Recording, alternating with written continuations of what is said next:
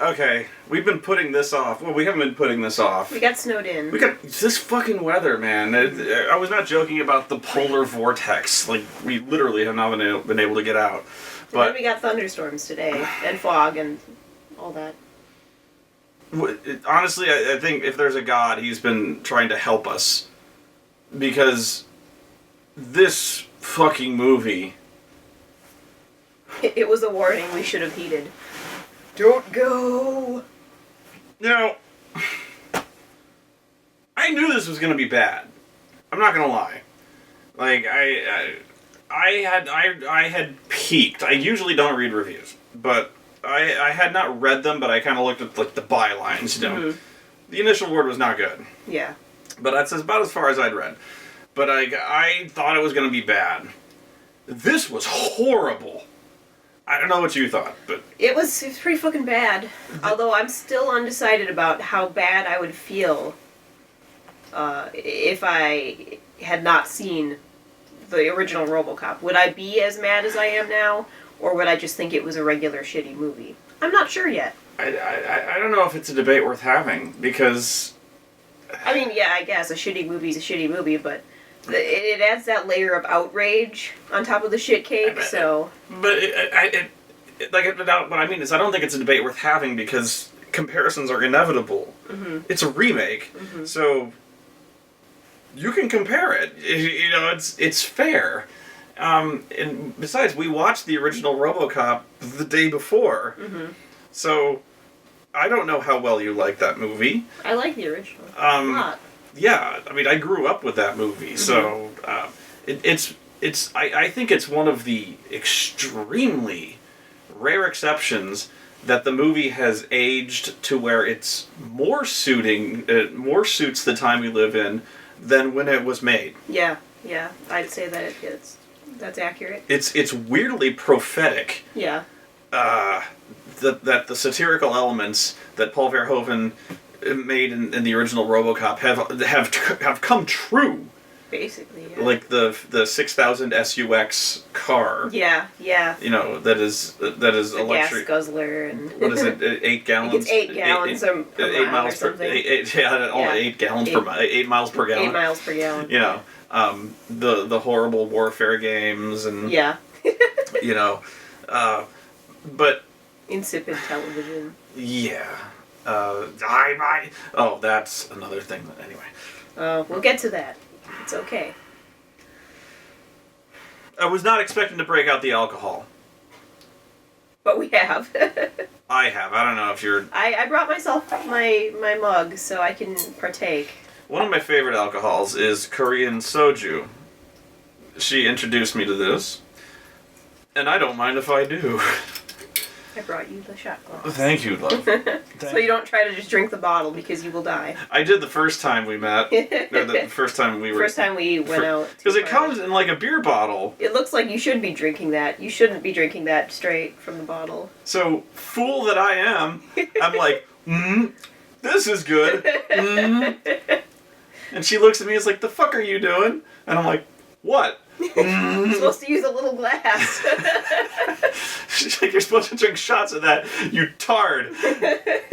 I'm like, uh-oh. This is like my third bottle. Yeah. Anyway. I had no idea. I thought it was I wanted to leave. Yeah, there were some points where the only reason I'm not surprised we didn't see people leaving the theater is because there was nobody else in the theater. It was just us and like 2 other people behind us. But we did go to we did go to an 11 o'clock showing, but it was empty. It was dead. But the thing is, I can put up with some shit. Yeah. And this... What you're saying is, if you hadn't seen the original, would I have hated it as much? There's a layer of insult attached to it, but I would have wanted to leave one way or the other. And I almost never want to stand up and leave. This movie was horrible. It reached the point... When did I initially want to leave? It would have been about the point where...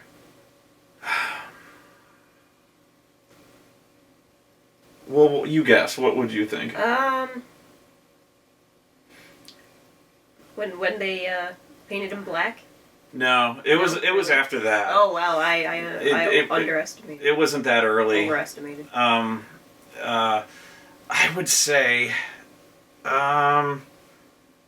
it was around the time, I think, I can't even remember the exact moment, but it was around the time they started doing the dopamine shit. Yeah.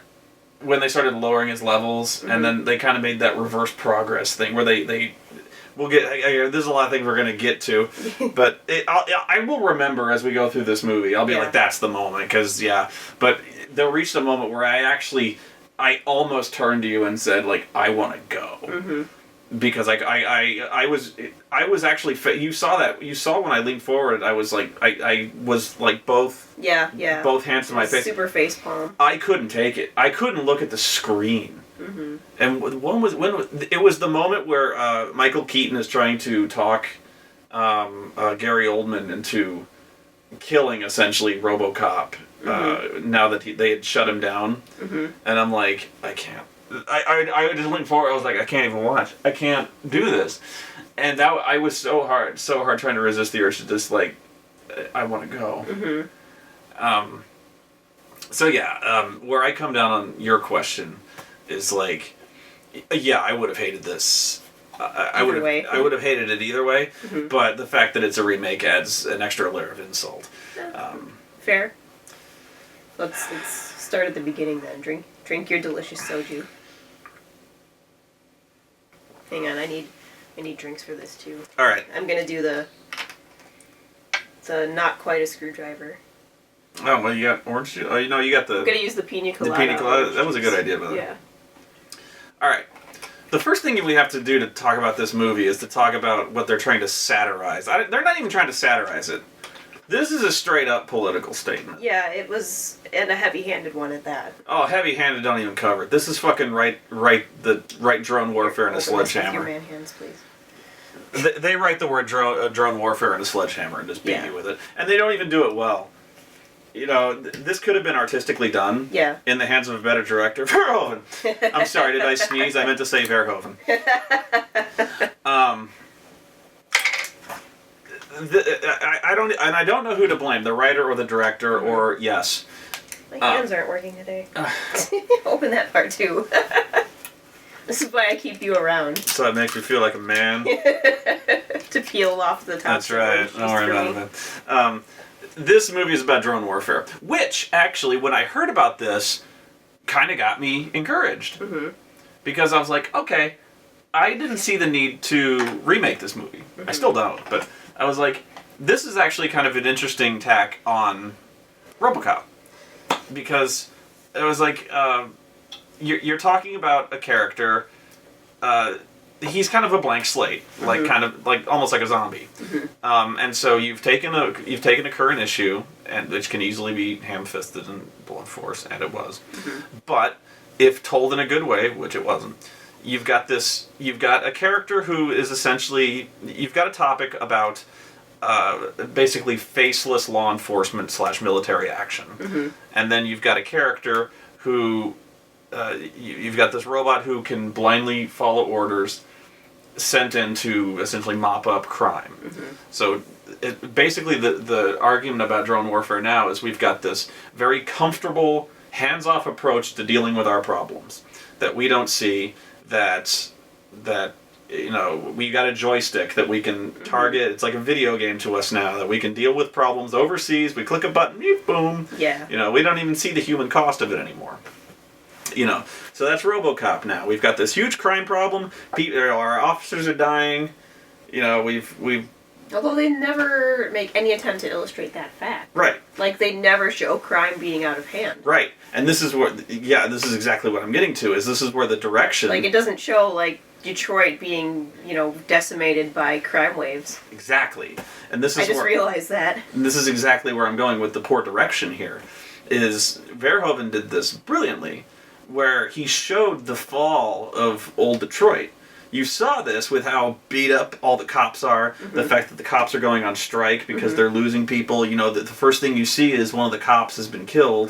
They're going on strike. They don't want to, and you know, we see the first as soon as Murphy gets out on the street.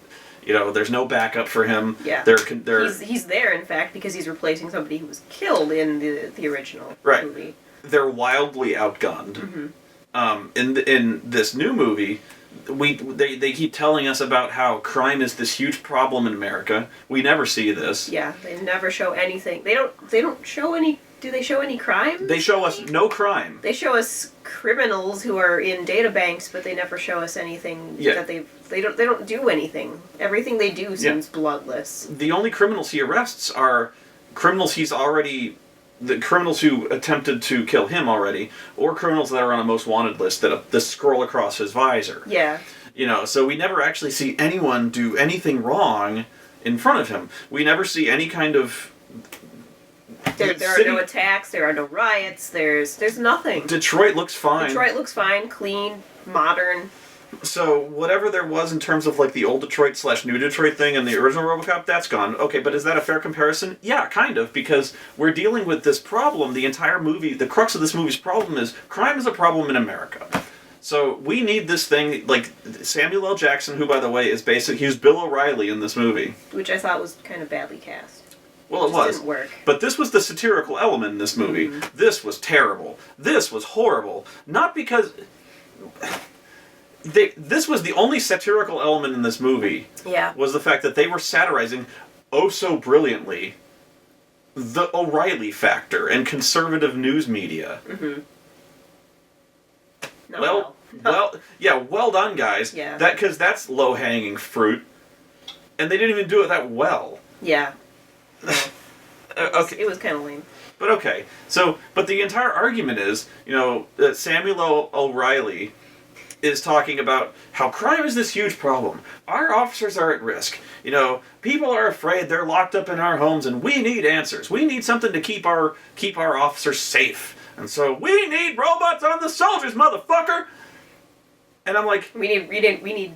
Not only do we need we need them here in America on our streets. It's not good enough that we're sending them to like Afghanistan and things like that. We need them here to stop all these horrible criminals destroying, and then it'll show you nothing but idyllic neighborhoods and modern skyscrapers. Yeah. Like the neighborhood he lives in, beautiful. Murphy lives in a nice little gated community. There's nothing going wrong in his community. Nothing. In fact, he lives very well. He lives on a cop's pay. He lives in a nice house. He lives in a fantastic house. It makes our house look like crap.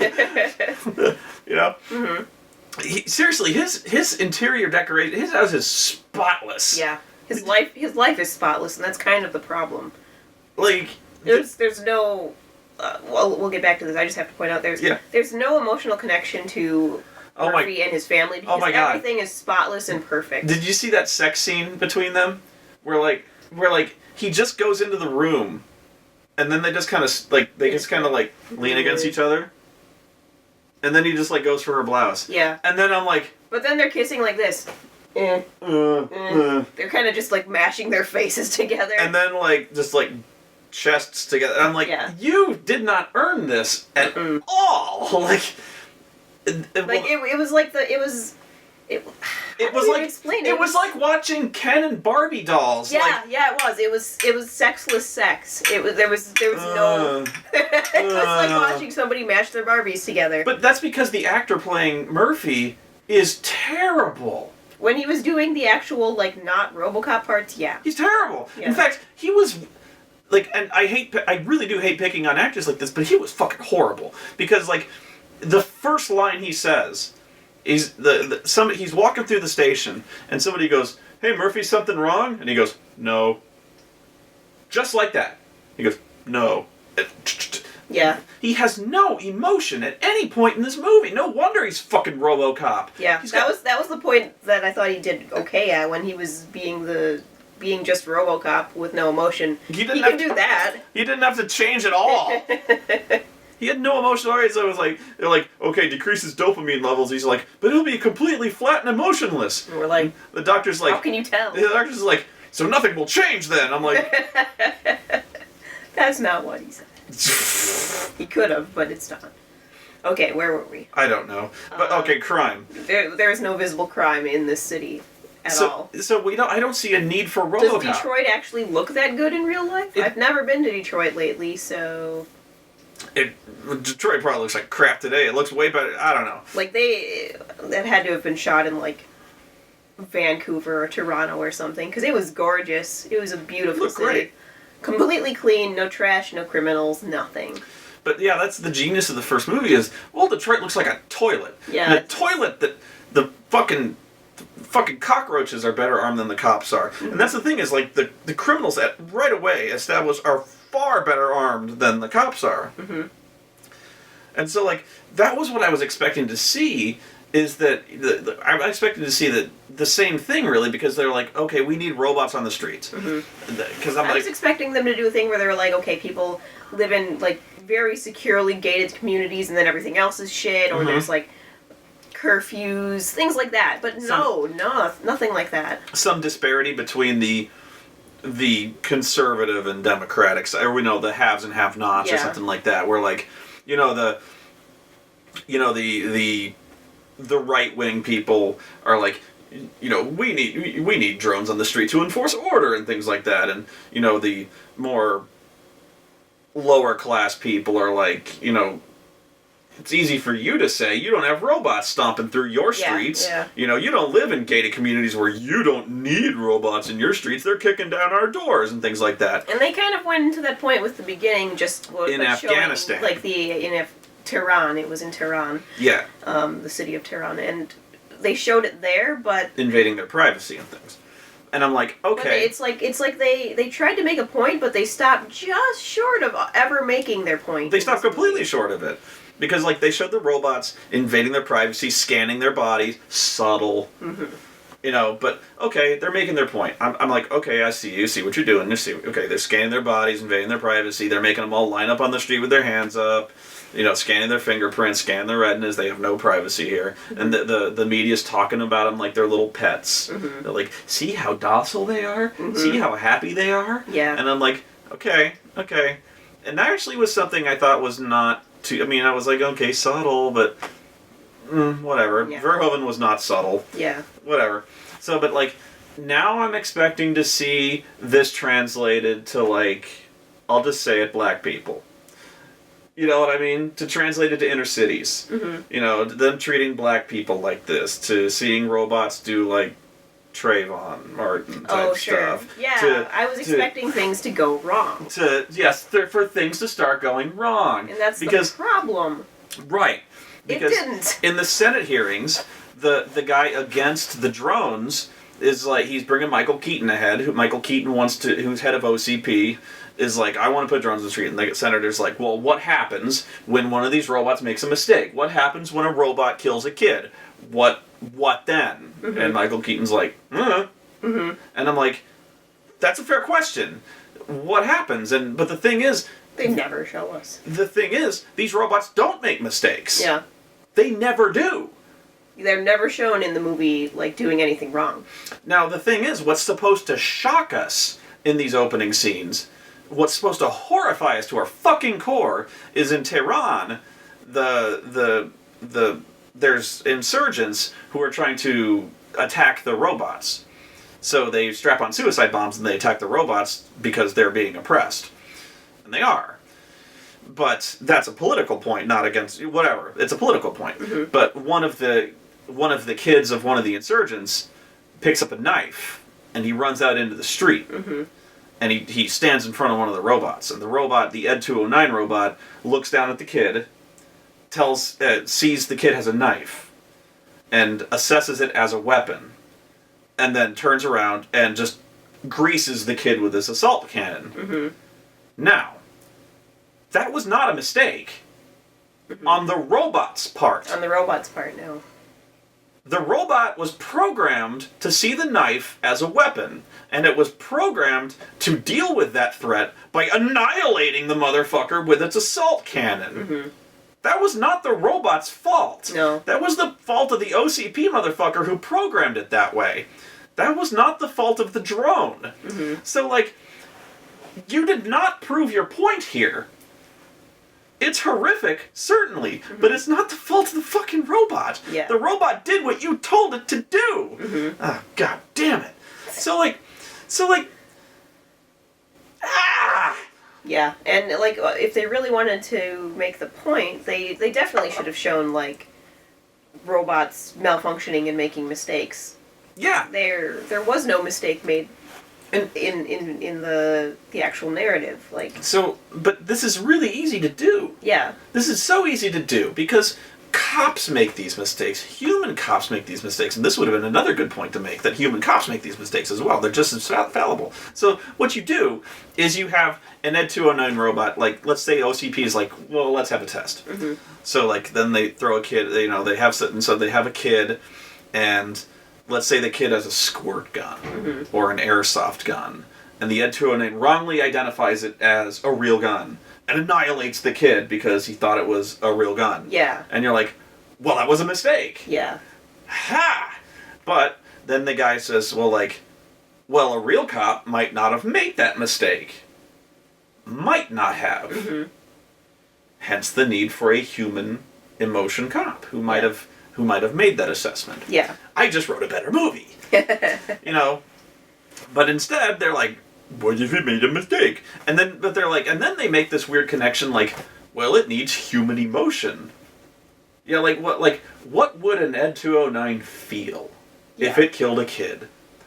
And I'm like, the fuck does that have to do with anything? yeah. What does it feel? So fucking what? Like, you just want it to feel sad? You want it to feel bad? Okay. Like, I'll program it to feel really terrible. Can we have drones on the street now? Like, is that what you want? Like, I'll program it to weep. Yeah. Like, what are you saying, man? So that part was a complete failure. Like, they didn't illustrate their point there at all. But they keep coming back to it. And they keep coming back to it. They keep going like, so they're like, okay, now we got Murphy and we got Robocop and he's a human who's a cop and a robot. And now we can have drones on the street because public sentiment has turned around and now we can see how human and a robot is good for being on a drone on the street. And I'm like... But then they never make the point there either. We haven't proved shit. Yeah. It doesn't prove anything. Because then they have to make him less and less human to make him work efficiently, because otherwise he's just a dude wearing too much metal. Yeah. So I'm like, okay. They're like, oh, we have to program him to be faster and stronger and to be more accurate because he was too slow before. Right. Well, the first thing they want to do is like, okay, so the first thing they want is like, we need something relatable. Like, we need something that looks like a human. So, like, to put a face on the drone. So people can see this and be like, oh, that's a person, that's not so scary. So I'm like, okay, that's a start. And something that can speak and be relatable as a human. I'm like, okay, that's a start. I follow you. But the first thing they do, the very first goddamn thing they do, is when he starts going into seizures, is they fucking crush his emotions through, like, reducing his dopamine levels or whatever. So the first thing he fucking does is come out and be like, I am Borg. Seriously. Yeah. He goes out there, he's like, he walks out like fucking Frankenstein. He's like, I am Robocop. Stay out of trouble. You are under arrest. And then he leaps down from the fucking podium and he starts opening fire into the crowd. Although, I mean, it's with, like, non-lethal, but at the same time, I don't care. They'd be panicking. They don't know that. He opens fire into a crowd. It's because he's got, the whole database of criminals in his uploaded brain now. So he sees a murderer in the crowd, like a wanted murderer, and he's like, you're under arrest. And this is, like, right after, like, he wigs out and they have to sedate him, basically, to make him more capable of walking out there. Let me backpedal. This is the very first time the public has seen RoboCop. So this is the public introduction to the face of the drones that they want to introduce to the United States. So this is the big selling moment. This is why we need drones here. This is the human face of OCP. This is why we need drones. So this is RoboCop. This is the man. And the very first fucking thing he does is he goes, "You are under arrest." Do. And he whips out a fucking hand cannon and starts shooting like a madman, mad robot into the crowd. Now, it's taser rounds, but they don't fucking know that. Yeah. It looks like he whips out a fucking hand cannon and just starts greasing a motherfucker into the crowd. And they start screaming, but the very next fucking thing we see is the newspapers and news reports saying, "Everyone loves Robocop." I'm like, why? Fuck that they do. God. They never give us a reason why. Like, they never show him, like in the other one, they show him, like, rescuing a lady from being raped. Yeah. Him, helping people. In this, no, none of that. Yeah. He never... In fact, I don't think he ever even... Does he visibly stop any major, crimes from happening? No, he finds some people who were wanted, but he never actually, stops... You don't see him on camera stop, held up gas stations or anything like that. In the original movie, he stops several crimes in progress to establish the fact that he's, a good cop, and that he does good things. In fact, he visits schools. Now he acts like a weird robot, but the kids seem to like him, and he's like, "Stay out of trouble." But he stops a convenience store robbery, and they're weirded out by him, but he still stopped it. He stopped a rape, and he only fired when it was strictly necessary, and he did it safely as possible, because he was given an impossible hostage situation. He blew the guy's dick off, but he didn't kill the guy. So so you've established this, but this guy, he's driving around, and the other thing is, the first thing that he does is when he wakes up, he starts acting like this really psychotic, murderous weirdo. He's like, "I'm gonna find the motherfucker who tried to kill me, and I'm gonna kill him." Yeah. And I'm like... So he's the Robocop of vengeance now? Yeah, so he wakes up, and the first thing he does is, have, really violent, horrible emotions. And then he starts, trying to track down the motherfucker who did it, and then he starts, violently breaking people's limbs. Yeah. And extorting people through violence. Yeah, threatening people. Well, careful. Yeah, so he's and at no point do we ever see him, cuff anyone. We never see him get a warrant. No. I mean, that's a minor detail, but at least in the first one, it kind of seemed like they were going through police procedures. In this one, it just looks like Batman is kicking people in the face and not listening to the law at all. Yeah. And you want to talk about invasion of human right, invasion of rights of privacy and shit like that. Apparently, Detroit has 100% pervasive CCTV coverage. Because Robocop is able to instantaneously tune in to any CCTV camera, every one, instantaneously. And they're everywhere. And find anyone he wants instantaneously through facial recognition software. Yeah, which again seems like they're doing that another heavy-handed message, because he's even got three cameras outside his home house. They don't make it. They never make anything up. They don't make it. That's not a heavy-handed message, because they don't make it. That's a way more intrusive technology than the drone warfare. I guess domestically. Because domestic drone warfare use is a really hot button issue, and something we should be debating. But they never make any message about the human impact of that here, because there's never an instance here where drone warfare impacts anyone in the United States in this movie. Yeah. Nobody gets killed because of drones in this movie. Nope. Nobody ever gets killed in this movie because of drones. The impact of this message is neutered because nobody gets killed by a drone. Yes. Instead, more people's rights are violated by the pervasive CCTV footage. I think Robocop finds one guy in his house. You remember when he gets that one guy coming out of his house? Oh, yeah. How did he know that guy was there? Yeah, the guy coming out of his own house and getting in his car, right? But, could you help me out here? Poor. But again, this is something I was like, why do we need Robocop for this? Because if we have pervasive camera footage of the entire city, okay, and he's able to access facial recognition software all over the city to find not only the suspect and his accomplices, which he can do, again, instantaneously, why don't we just have computers do this? Yeah. Yeah, you're right. Why do we need Robocop? Yeah, you could have, the computer is analyzing all the CCTV on a 24-hour basis. All times. Spotting wanted criminals. But yeah, like or crimes in progress. Samuel L. O'Reilly is like, do you see these motherfuckers standing there not recognizing this wanted motherfucker?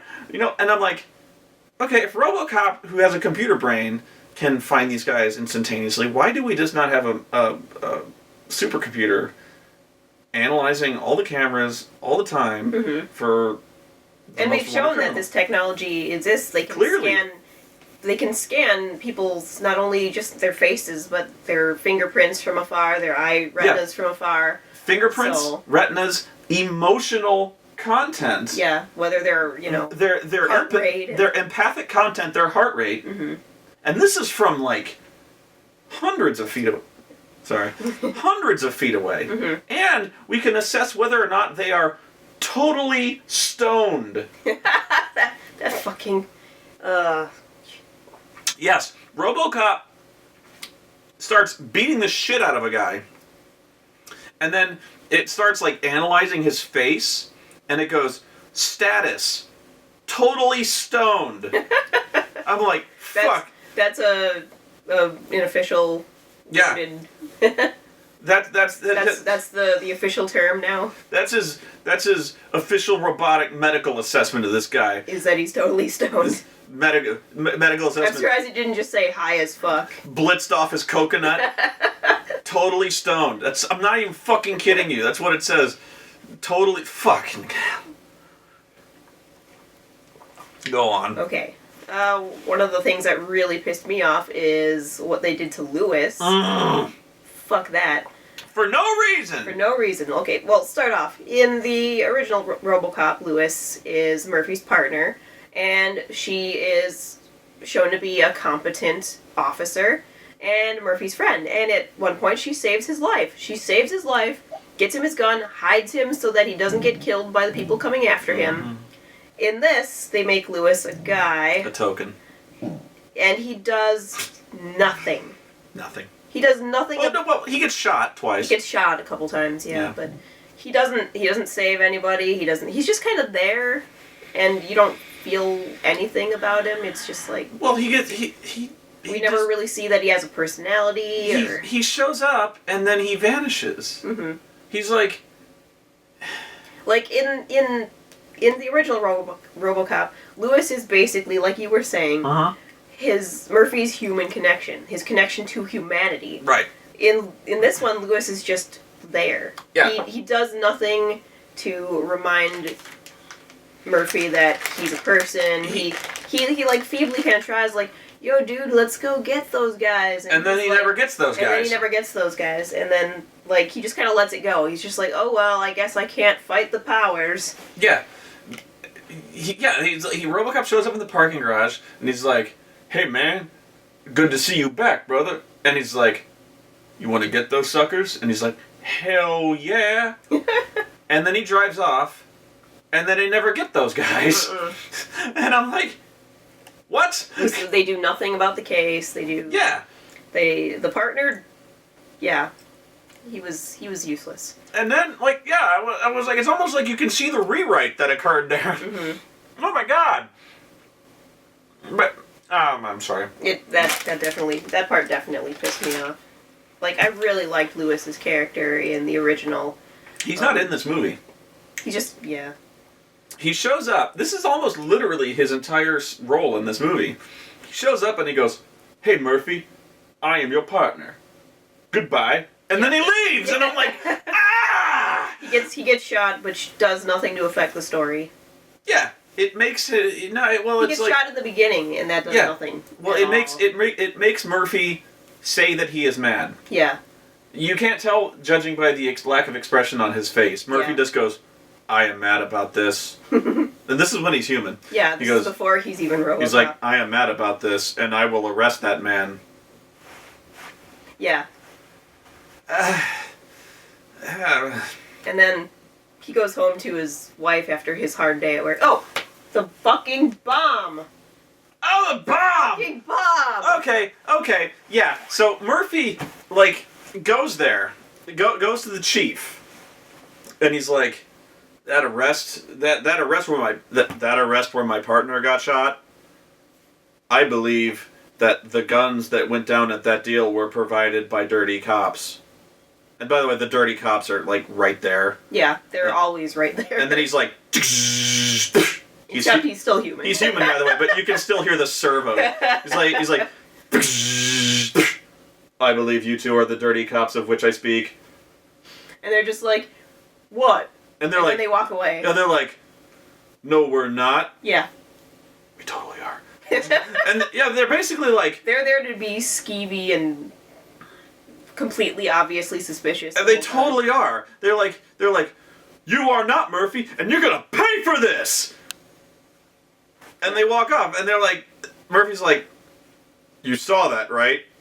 And the chief is like, whatever. Yeah, the chief is like, you can't let them bother you, Murphy.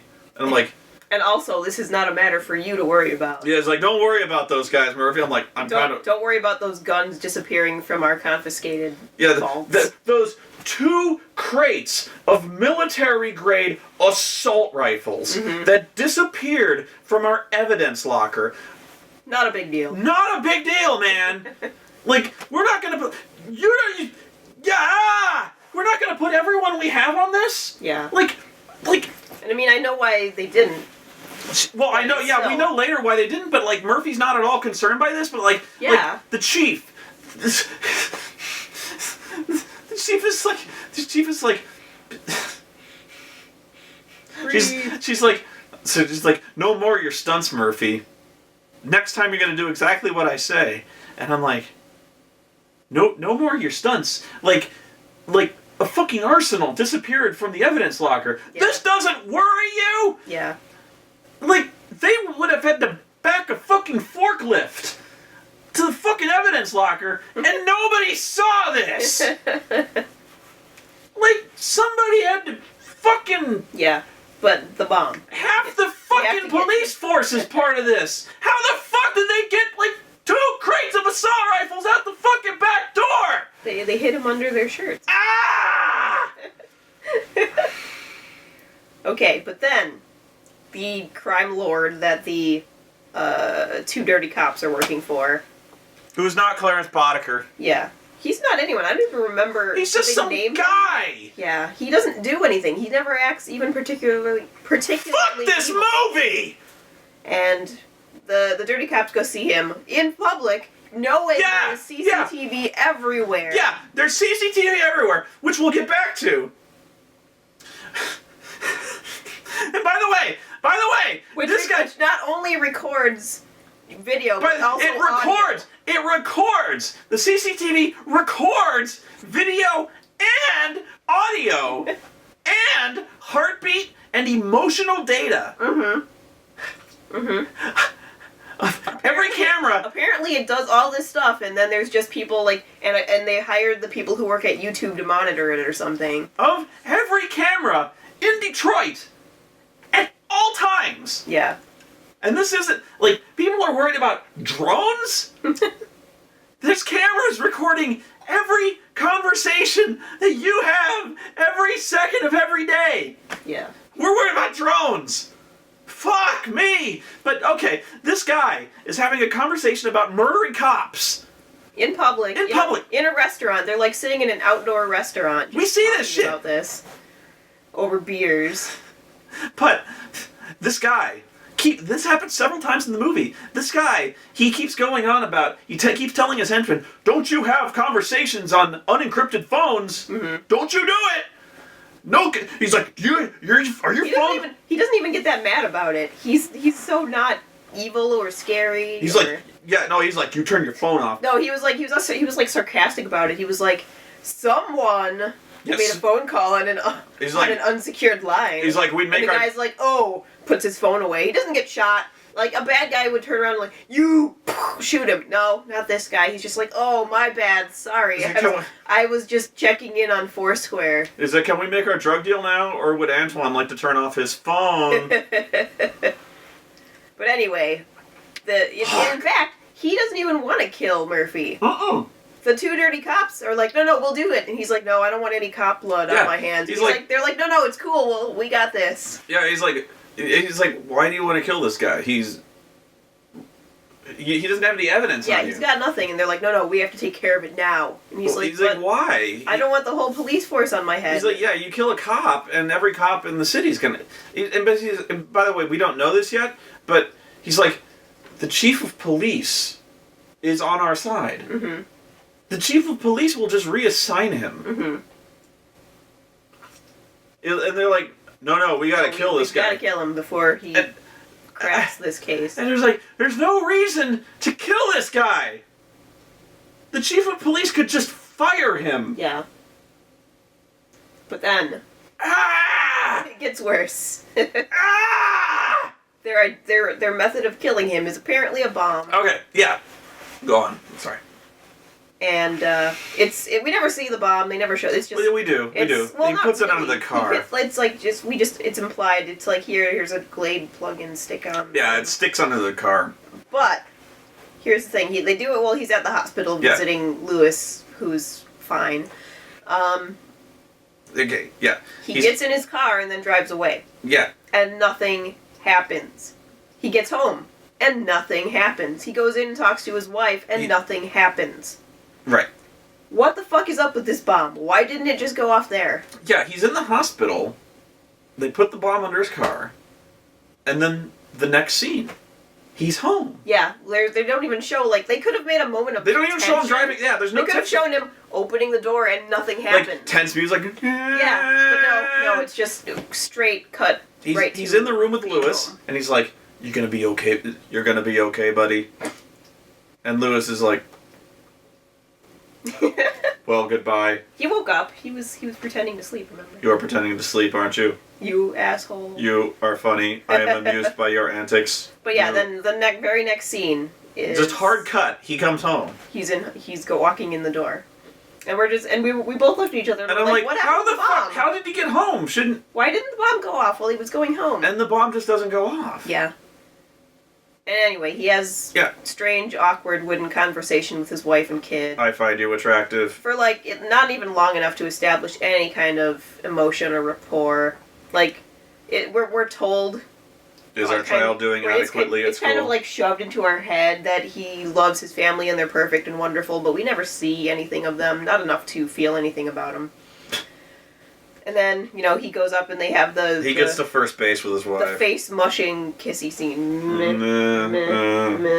That's what they do. And then the car alarm starts going off. And again, they can't be having very good sex because he's like, oh no, I've got to fix it. It's gonna wake up our kid. And she's shirtless at this point with just a bra, and she's like, just leave it, it'll go off. And he's like, no, I have to go fix the car alarm. Because he's like, oh, I thought I fixed that, so it's been doing this I have to go before. fix that. So then he goes down, and it's not working, so he goes open the door, and then he gets blown And then the bomb goes off. What? Was it programmed to do that? We never saw them program anything. We have no idea how smart, if this bomb was high-tech or low-tech. But why, at that moment, would the bomb go off? Mm-hmm. Why?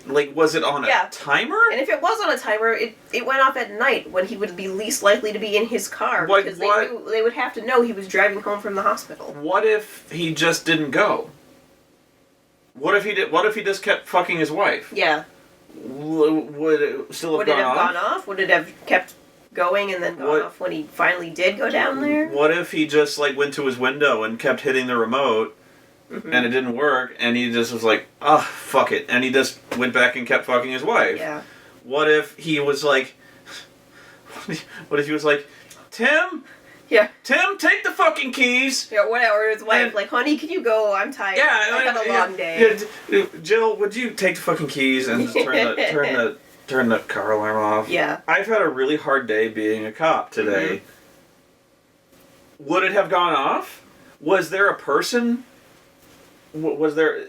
Because that's the only that's the only thing that makes sense to me is there was a person holding the detonator there. But they could have. That didn't happen, and there's so many times it should have gone off when it didn't. Do it when he's driving home. Do it right when he pulls into his driveway. There was no reason it should not have gone off at the hospital. Mm-hmm. And, like, you suggested the idea that maybe it was so that it could have gone off in front of his family. Mm-hmm. But two problems with that. They had nothing against his family, or they had nothing against him so bad that they wanted to make an example of him, or send a message to his family. Or if they did have that against him, we never they didn't saw it see in the it. movie. They did, the kid and wife never saw it. Yeah. You know, so like that. And no one ever goes after them again. It was a good thought. You know. Yeah, it was a good thought. It was a better idea than the movie ever had. Mm-hmm. So you wrote a better movie. Like, let's say that Murphy killed one of the dirty cops. Mm-hmm. Then I could see the cop being like, get vengeance with him. He's like, I want to do more than kill Murphy. I want to fuck up his family too. Mm-hmm. I want to do him right in front of his family. Like, but that doesn't happen. that doesn't happen. Like that I could see. Like let's kill him now. No. I want to do it in front. I want to do it at his home. Yeah. I want to do it in front of his kid. I want his kid to see it. Yeah. Like, so basically, the only reason it happened the way it did is for the audience's benefit. For us to go, oh no, right in front of his family. And I don't think that was it. Really? I think it was.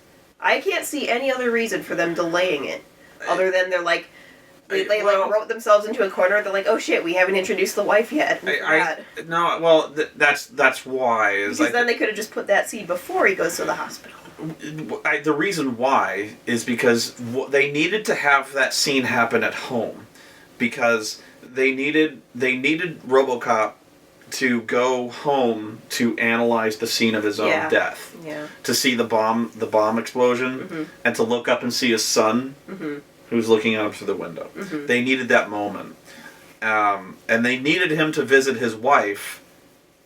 They needed that moment where he visits his wife. So they needed to get him somehow from the hospital to home. They needed that somehow. Yeah. But I'm like, okay, don't put the bomb on the car at the hospital. Do it when he gets home. You obviously know where he lives. This is what you call reshoots. Like, just put a car in a driveway somewhere and then film the guy in the driveway put the bomb under the car. Well, then he'd get seen by the cameras.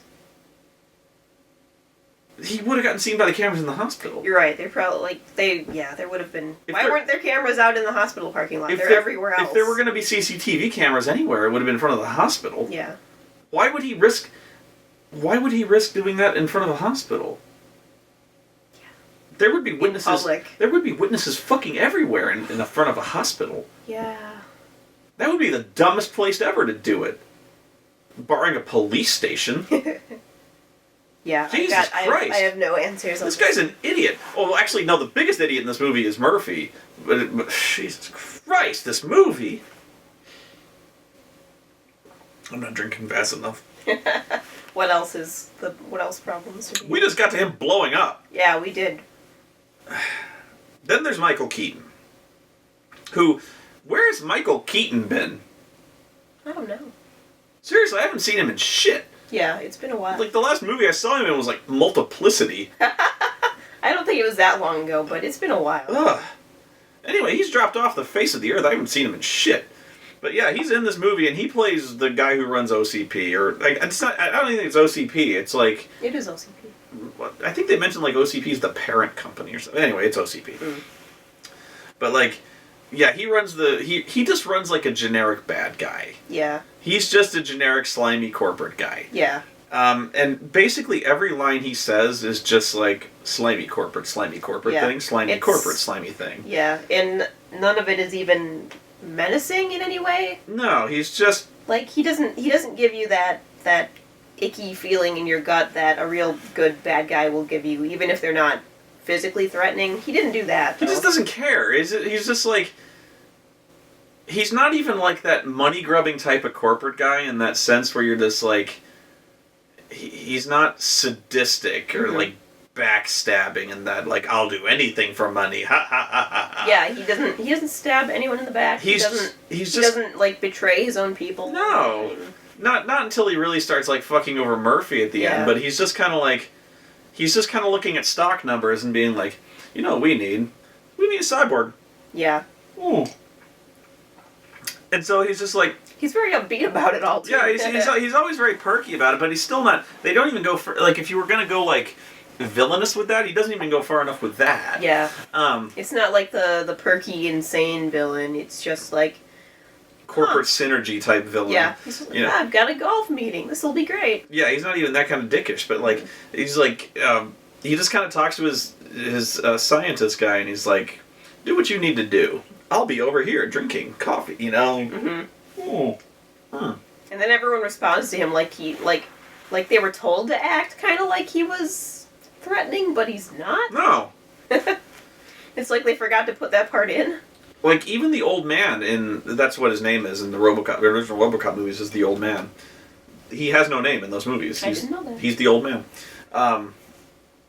He's actually kind of threatening. He's, like, senile and kind of, like, goofy, but the thing is, he owns, like, this major military company, and so, like, if you make him mad, he snaps his fingers and you disappear. Mm-hmm. Like, he actually has this kind of weird menace. Michael Keaton in this movie has no menace. No menace. It's kind of strange. It's weird that he doesn't, in a way.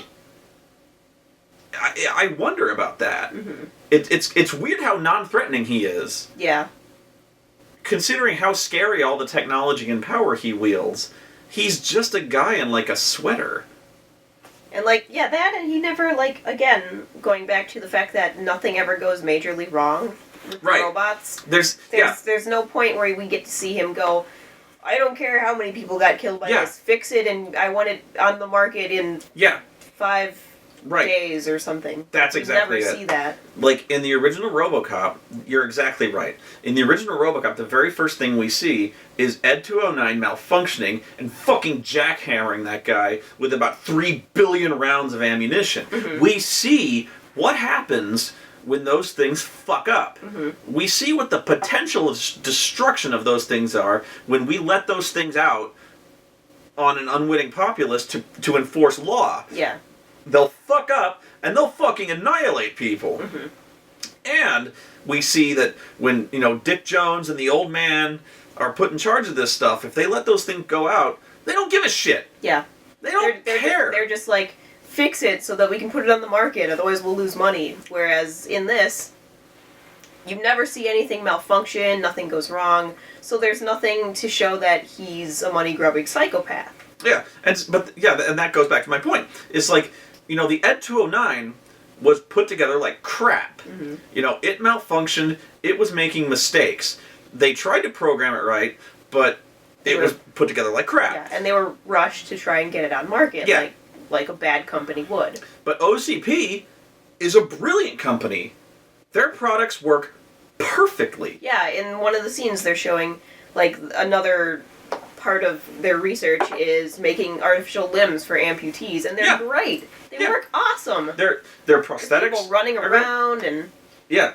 Their androids are like 100% efficiency. Mm-hmm. They never miss. Mm-hmm. They can clear rooms with guns akimbo. Mm-hmm. Like, they don't need Robocop even. Mm-hmm. The androids are better than Robocop. Mm-hmm. The Ed 209s are terrific, and I'm like, this company is fantastic. Yeah. Yeah, their stuff for amputees is amazing and like life-changing amazing, and then we're supposed to still think of them as an evil corporation. And the guy might be unscrupulous when it comes to Murphy, but the thing is, like, these guys do like an amazing, like, whatever you made. I'm digging a hole here with Tehran, but like, they're only doing what the government has contracted them to do, for one. Now, let's put politics aside here, which this movie cannot do. But the thing is, these robots are flawless. Yeah. They do not make mistakes. Like, Ed 209 fucked up. It was put together like shit. Mm-hmm. These robots are doing exactly what they were programmed to do. Yeah. Now, they were programmed to fucking annihilate kids with knives, but Ed 209... was not programmed to annihilate Mr. Kinney when he threw down his gun. Mm-hmm. That was a mistake. Mm-hmm. So, now, like, if you put that same... If you had, like, let's say Microsoft be OCP, and Ed 209 fucking blue-screened and failed to recognize that kid with a knife as a threat, and gun that kid down, and Michael Keaton was like, oh, whatever, we'll roll it, we got 2 weeks the deadline, we'll patch it later. Mm-hmm. Then I'd be like, wow, this guy's a dick. Yeah. They never even comment on that part. Yeah, no, they never even bring that up. And that was caught on TV. Yeah. That was something that was caught. Never at any point, there's never any counterpoint saying, look what these monsters did, they killed a kid. That never happens. You never see anyone react to it. Yeah, exactly. That was something that was on the Samuel L. O'Reilly factor. Mm-hmm. They caught that on national TV, this Ed 209 greasing a kid. Mm-hmm. And no one ever brings it up. Not even the guy who's opposed to Not robots. even the senator brings that up. And I think that scene was right after that. Yeah. We're like, what if a robot kills a kid? What would the robot feel? Mm-hmm. And I'm like, it just happened. Did you miss this part? I was like, it just literally happened. I'm like, yeah. So once again, that scene was in there only for the audience to feel outrage about. It had no effect on the movie whatsoever. I'm losing my mind about this movie. Okay, so then Murphy gets blown up. Go from there. Okay. We can do this. As you might imagine, well, then they completely fuck up the character, immediately. He's completely different than what you'd expect. If you've seen the first movie, fuck that. Yeah. They threw that out the window. Here was my main problem with it. And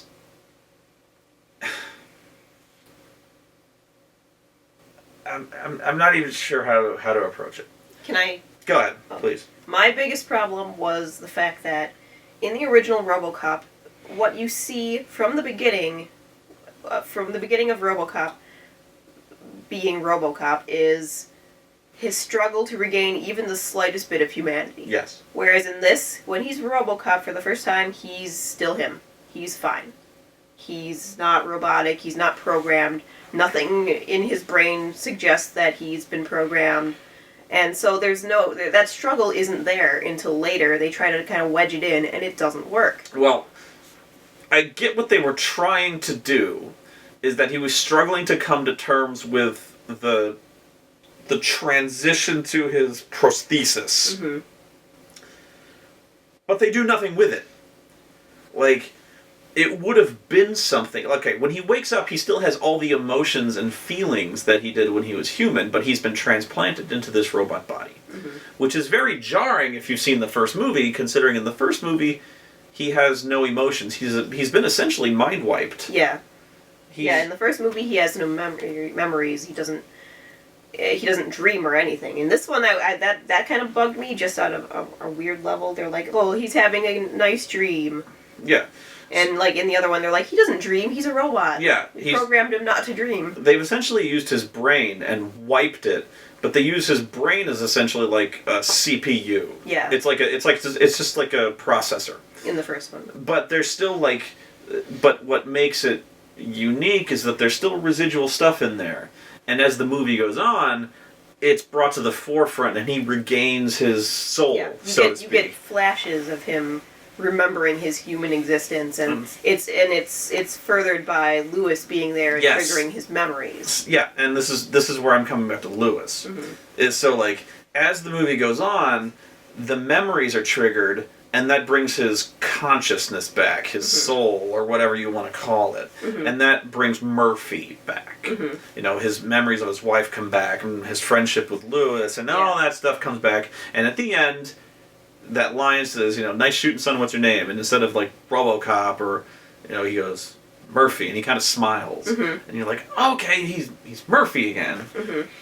Fine. I'm like, that was growth. Yeah. That's called a character arc. He started here, and he came here. Mm-hmm. Brilliant. Okay, now, the way they went from here actually had potential. You had this guy who was a serious burn victim. He was near death, and they put him in a prosthesis, and he has to learn how to acclimate to that. Mm-hmm. there's potential there. That can happen. It's radically different from the first movie, but it's a superhero concept. You can see where that can come into play. Like, it's like Captain America. Suddenly you're not who you were when you went to sleep, and now you have all these weird powers. All of a sudden you're a Superman. So now you got to get used to this. So there is still a character arc at place there. And can I interject real quick? Yes, please. Just what I kept expecting to happen was for him to fuck up. He's like, I have robot hands now. Make a mistake. I expected him to crush something or knock somebody down or stumble because he's not used to the weight and the new center of balance in his body. Never happened. He's perfect from the get-go. From the first moment, they're like, the doctor is like, they're worried he's going to like freak out or break out and escape or something like that. And the doctor is like, no, let him go. You can walk. And he does. Yeah, he walks just fine. And then he runs and he leaps. And he's perfect. And I'm like, it would be something like if he was in his harness and he like broke out and he tried to walk and he fell. Yeah. And he's like, no, you need time to get used to this, something like that. And he's like, no, I gotta get out of here. And he like... But no, that never happens. He's perfect from day one. And I'm like, there's no growth there. Yeah. And so this is where I'm going back to with Lewis, is like, in the original RoboCop, she was the emotional anchor, at least at first. She was the original trigger that brought that, when she said, Murphy, it's you. She told him his name. Yeah. And that was the first spark. The dream was, but then she gave him his name. Yeah. So, in this movie, there's no Lewis. Not really. Yeah. But in this movie, what's supposed to be kind of the emotional anchor is his wife, who has not left, but his wife and child are there. So, they introduce the wife and child, who still love him very much, and when he is permanently like disfigured and disabled and stuff like that, she signs the paperwork to put him in the Robocop thing. And so now you're thinking like, okay, so she's going to be the one to kind of help acclimate him to the thing, or maybe like if he's going to be like mind wiped or something like that, it's going to be a struggle to bring him back. Yeah, he'll have to remember her. And that's kind of what I thought would happen, was like he was going to be like a complete blank slate. And she was going to have to really struggle and like, he wasn't going to remember her, and she was going to be like devastated, and then try her best to bring him back. That's not what happened at all. No. But he's like really ashamed. He thinks he's a freak, and so like he won't, like when he makes Skype calls, he like has the camera like right up here. So, but I'm like, okay, that's, you can still do that, fine. But after that moment, like he meets her like once, and then he like runs off. Yeah. Nothing goes wrong, though. No, nothing goes wrong. Like, what I expected when he finally goes back to meet his family, I was like, okay, the little kid's gonna be scared and start screaming, "You're not my dad!" Yeah. No, the kid's fine. That's what you'd think. Kid's just like, I taped some hockey games for you. The kid isn't really cool with it, but the kid is just kind of... the kid's such a bad actor, too. The kid's kind of emotionless, The kid is terrible. I guess in a way that made it good casting, because they're both completely flatlined. And again, we're not exaggerating. The kid is terrible. The kid is just... He wasn't in it. He didn't do anything.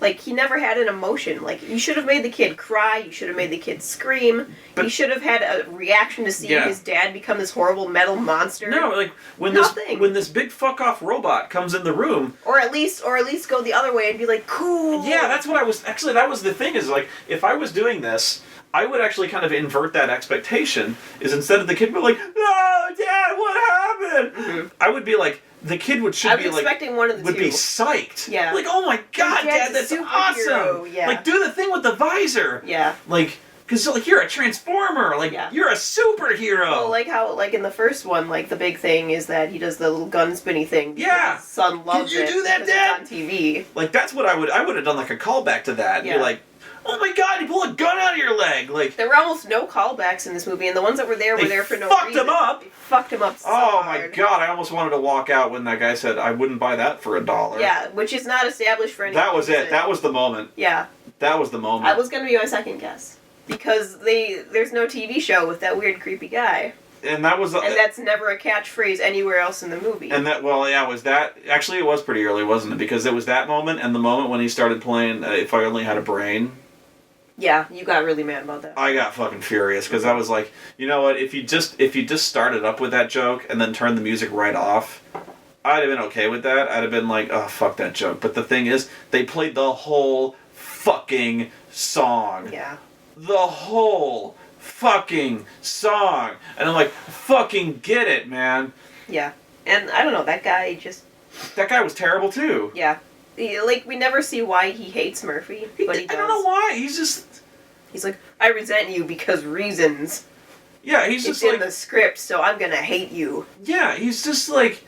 He's like, I like robots, and you're a dumb robot. You're not a robot enough for me. Yeah, that's literally the reason. He's just like, robots are good, and you're a you're a dumb, stupid head robot. Yeah, I'm gonna totally do my best to make sure you fail. And I'm gonna beat you up because you're a stupid head robot. Yeah, and they never give us any reason why. Like, it's not like they say, okay, now we're just decommissioning all of the robots you're in charge of, so you're fucked, you're out of a job. They never do that. Like, it would have been one thing if, like, he started, like, radically outperforming his robots. Mm-hmm.